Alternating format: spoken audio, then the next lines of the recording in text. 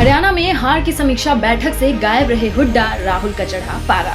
हरियाणा विधानसभा चुनाव में कांग्रेस का प्रदर्शन बहुत ही खराब रहा। चुनाव परिणाम आते ही सहयोगी दलों ने हमला बोलना शुरू कर दिया तो अब पार्टी के अंदर भी रार छिड़ गई है।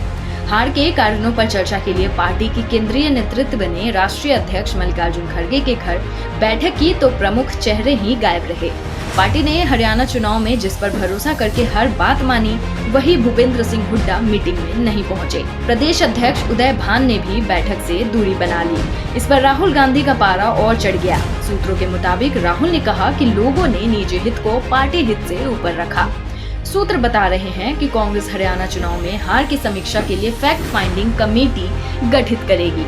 गुरुवार सुबह हुई बैठक में शामिल हुए पार्टी के वरिष्ठ नेता और हरियाणा विधानसभा चुनाव के लिए पार्टी पर्यवेक्षक अजय माकन ने कहा कि एग्जिट पोल और एग्जिट रिजल्ट बिल्कुल उलट है, जिसकी समीक्षा होगी।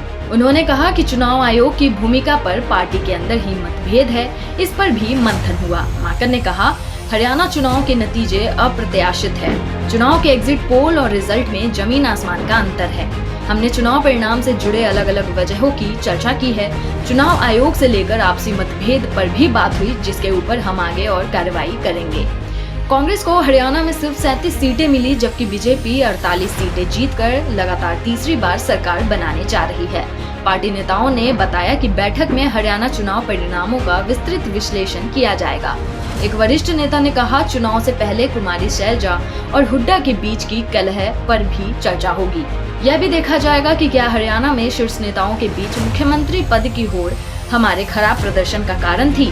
टिकट बंटवारे और समाजवादी पार्टी के साथ गठबंधन जैसे मुद्दों पर भी चर्चा होगी।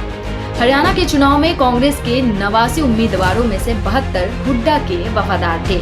शैलजा और कांग्रेस महासचिव रणदीप सुरजेवाला अपने कुछ समर्थकों के लिए ही टिकट दिला पाए। हाईकमान ने कुछ और उम्मीदवारों को टिकट दिए। हाईकमान समर्थित 3 उम्मीदवार हुड्डा के करीबी बागियों की वजह से हार गए। इस हार के बाद पार्टी के अंदर कई लोग हाईकमान पर सवाल उठा रहे हैं। Bureau report, times of result.